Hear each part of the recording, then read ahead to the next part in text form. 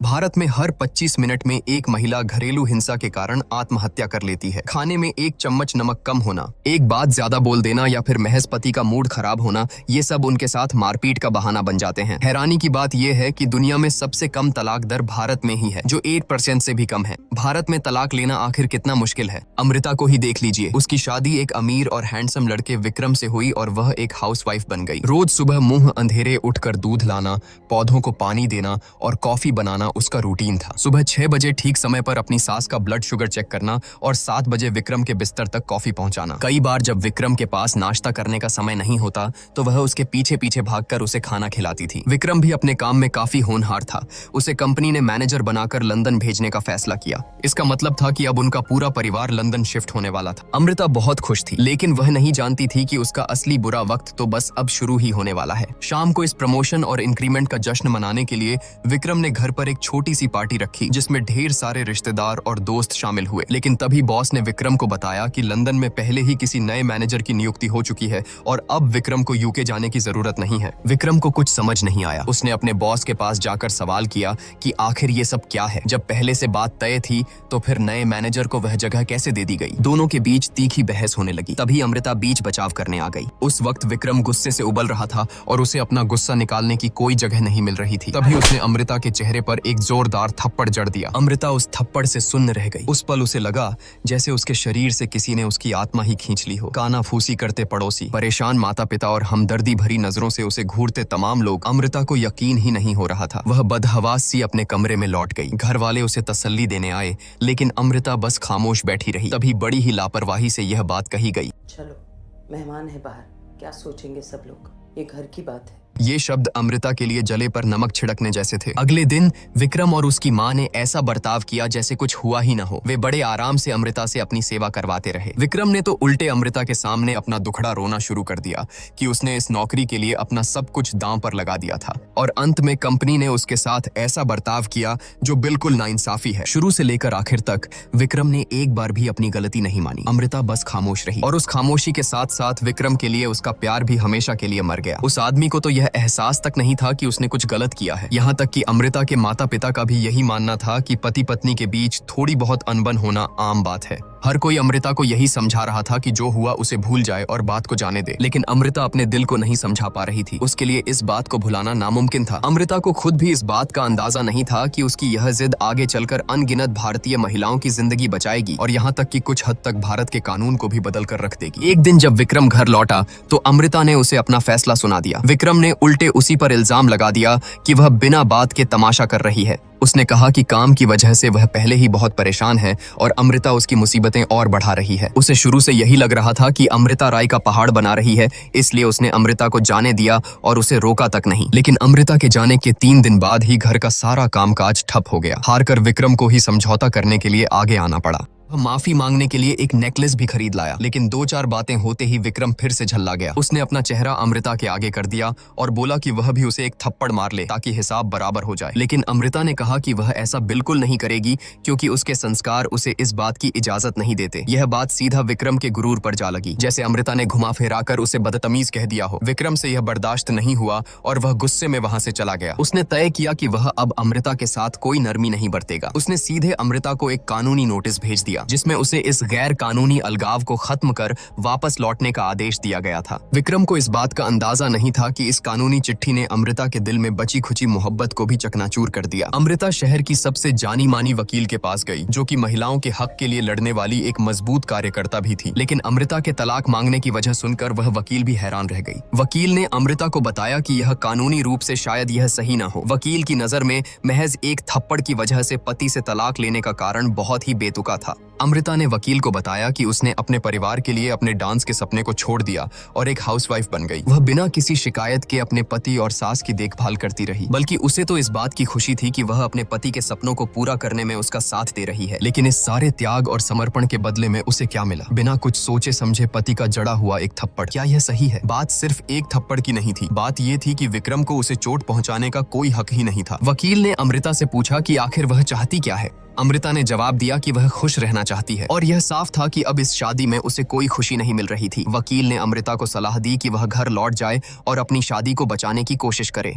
लेकिन अमृता तलाक लेने के अपने फैसले पर अडिग थी, भले ही यह रास्ता कितना भी मुश्किल क्यों न हो। लगभग किसी को भी अमृता का यह फैसला समझ में नहीं आ रहा था। अमृता के भाई ने तो अपनी पत्नी को ही ताना मारना शुरू कर दिया कि उसने अमृता को इस वकील से क्यों मिलवाया। उसका मानना था कि विक्रम ने हाथ उठाकर गलत किया है, लेकिन बात इतनी भी नहीं बिगड़ी थी कि तलाक तक पहुंच जाए। माँ भी अपनी बेटी को नहीं समझ पा रही थी। उनका मानना था कि जब बेटी की शादी इतने अच्छे परिवार में हुई है तो उसे थोड़ा सह लेना चाहिए और अपनी शादी को बचाना चाहिए। पिता ने इस पर बहस करते हुए कहा कि उन्होंने माँ को कभी इस तरह समझौता करते नहीं देखा। उन्हें तो यह पता ही नहीं था कि उनसे शादी करने के लिए माँ ने रेडियो पर गाने का अपना सपना छोड़ दिया था। पिता ने कहा कि उन्होंने कभी माँ को उनके सपने पूरे करने से नहीं रोका, लेकिन माँ के लिए हमेशा परिवार ही सबसे ऊपर रहा। भले ही माँ ने कभी अपने इस त्याग का जिक्र नहीं किया, लेकिन इसका मतलब यह नहीं था कि उनका यह बलिदान कोई मामूली बात थी। तभी भाई अमृता के पास आया। वह अपनी बहन को एक बार फिर समझाना चाहता था। उसने कहा कि अमृता की इस जिद की वजह से आगे चलकर लोग विक्रम के बारे में क्या सोचेंगे। भाई की पत्नी से यह सब सुना नहीं गया। उसे पता था कि अमृता ने बहुत कुछ सहा है। विक्रम तलाक के बाद आसानी से दूसरी शादी कर लेगा,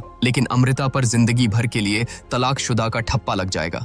भाई ने अपनी पत्नी को चुप रहने के लिए कहा और बोला कि वह अपनी बहन की टूटती शादी को बचाने की कोशिश कर रहा है। पत्नी इस बात से बिल्कुल भी सहमत नहीं थी और उसने घर छोड़कर जाने की बात कह दी। इस पर भाई ने गुस्से में उसका बैग उसके हाथ में थमा दिया और उसे धक्का देते हुए घर से चले जाने को कहा। तभी पिता ने बीच बचाव किया। उन्होंने बेटे को रोकते हुए कड़े शब्दों में आदेश दिया कि वह तुरंत अपनी पत्नी से माफी मांगे, वरना वह खुद इस घर से बाहर निकल जाए। भाई ने हार कर माफी तो मांग ली, लेकिन उसे अभी भी यही लग रहा था कि वह सिर्फ अपनी बहन की शादी बचाने की कोशिश कर रहा है, जो कि सबके भले के लिए है। उधर अमृता के बिना विक्रम के घर में सब कुछ अस्त व्यस्त हो गया था। उसी दिन उनकी नौकरानी को भी उसके पति ने बुरी तरह पीटा था। विक्रम ने खुद चाय बनाने की कोशिश की, लेकिन पूरा किचन गंदा कर दिया। वकील ने अमृता के लिए एक एग्रीमेंट तैयार किया, लेकिन वह अमृता को आखिरी बार समझाना चाहती थी। अमृता ने वकील से पूछा, अगर मेरी जगह आप होती तो क्या करती? वकील जवाब नहीं दे पाई, क्योंकि वह खुद भी अपनी जिंदगी में एक अलग तरह की मानसिक हिंसा झेल रही थी। बाहर वह चाहे कितनी भी कामयाब क्यों न हो, घर लौटने पर उसे अपने पति के ताने सुनने पड़ जाते थे। उसके पति का मानना था कि वकील ने जो कुछ भी हासिल किया है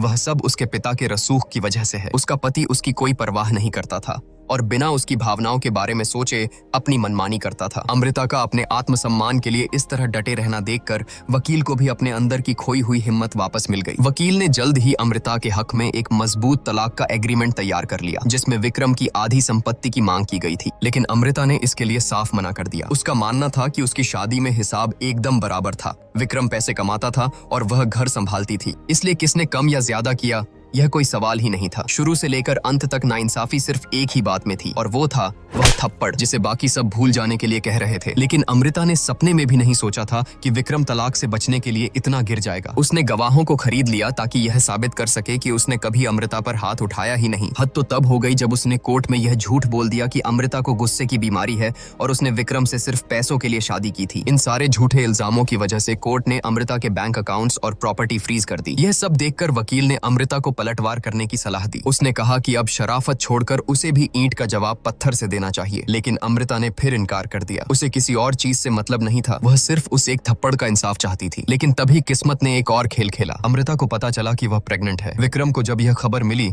तो उसकी खुशी का ठिकाना नहीं रहा। यह तो बिल्कुल उसके फ्यूचर प्लान के हिसाब से फिट बैठ रहा था। 2020 में एक बच्चा, 2022 में दूसरा। अमृता उसे अपने भविष्य के सपने बुनते हुए देख रही थी, लेकिन उसे जरा भी खुशी महसूस नहीं हो रही थी। उसके सामने खड़ा आदमी अब वह नहीं रहा था जिससे उसने कभी प्यार किया था। तभी विक्रम की नजर अमृता के हाथ पर पड़ी। उसकी शादी की अंगूठी गायब थी। उसने अमृता पर इल्जाम लगाया कि वह अपनी जिद और पागलपन में उनके बच्चे की जिंदगी बर्बाद कर रही है, लेकिन अमृता ने कहा कि अब वह उससे प्यार नहीं करती। उनके बीच अगर कुछ है तो बस ये होने वाला बच्चा, और कुछ नहीं। विक्रम बौखला गया। उसने कहा कि अमृता जहां चाहे जा सकती है, जो चाहे कर सकती है, लेकिन वह उसके बच्चे को अपने साथ नहीं ले जा सकती। अब उनका तलाक का केस बच्चे की कस्टडी की जंग में बदल चुका था। विक्रम ने शर्त रखी कि वह तलाक के लिए तैयार है, पैसे और घर सब कुछ अमृता को देने को भी तैयार है, लेकिन इसके बदले अमृता को बच्चे की कस्टडी छोड़नी होगी। विक्रम अच्छी तरह जानता था कि अमृता के पास केस लड़ने के लिए ज्यादा पैसे नहीं हैं, और अगर केस लंबा चला तो जीत पक्का उसी की होगी। अमृता ने सपने में भी नहीं सोचा था कि विक्रम अपने ही बच्चे को पैसों के दम पर खरीदने की कोशिश करेगा। उस पल अमृता को यकीन हो गया कि अब उनके रिश्ते में लौटने की कोई गुंजाइश नहीं बची है। विक्रम को अब भी समझ नहीं आ रहा था। उसके लिए तो वह बस गुस्से में गलती से उठा हुआ एक हाथ था, लेकिन तभी उसके बॉस की एक बात ने उसे आईना दिखा दिया। विक्रम खामोश हो गया। उसे अचानक एहसास हुआ कि वह गुस्से में कभी अपने बॉस पर हाथ नहीं उठा सकता था,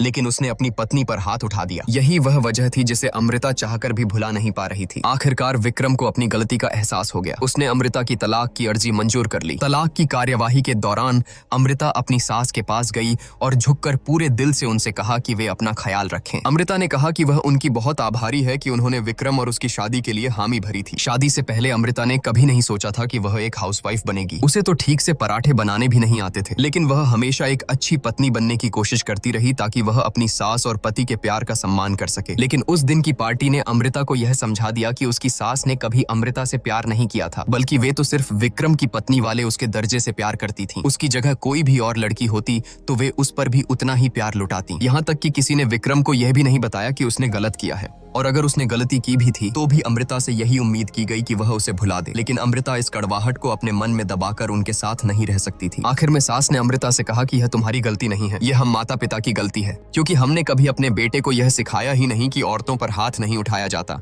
अमृता के इस अडिग फैसले ने वहां मौजूद सभी लोगों की आंखें खोल दी। अमृता का भाई खुद अपनी पत्नी के पास गया, अपनी गलती मानी और उन्होंने अपने रिश्ते की एक नई शुरुआत करने का फैसला किया। वकील ने भी अपने पति से कह दिया कि वह उसके पिता की कंपनी से इस्तीफा देकर अपनी खुद की लॉ फर्म खोलेगी। उसने आखिरकार उस सोने के पिंजरे से बाहर निकलने का फैसला कर ही लिया। उधर विक्रम के घर काम करने वाली मेड ने भी अपने पति से कह दिया कि वह अब काम पर नहीं जाएगी और सिर्फ घर पर ध्यान देगी। अपने पति की रोज रोज की मार खाने के बावजूद उसने हिम्मत करके अपने दिल की बात कही। उसने तो एक चाकू निकालकर सीधा अपने पति के हाथ में थमा दिया। उसके इस बेखौफ अंदाज को देखकर उसका पति बुरी तरह डर गया। फिर उस औरत ने अपने पति को एक के बाद एक कई थप्पड़ जड़े। वह बहुत लंबे समय से यह सब घुट घुट कर सह रही थी। भले ही पारिवारिक मजबूरियों के चलते वह इस शादी को नहीं तोड़ सकती थी, लेकिन अब वह अपने पति की गुलाम बनकर भी नहीं रहना चाहती थी। वह अपने हक और बराबरी के साथ जीना चाहती थी। शादी कभी भी बेड़ियों की तरह नहीं होनी चाहिए। किसी को भी आपको चोट पहुंचाने का हक नहीं है, भले ही वह लंबी शादीशुदा जिंदगी में मारा गया सिर्फ एक थप्पड़ ही क्यों न हो।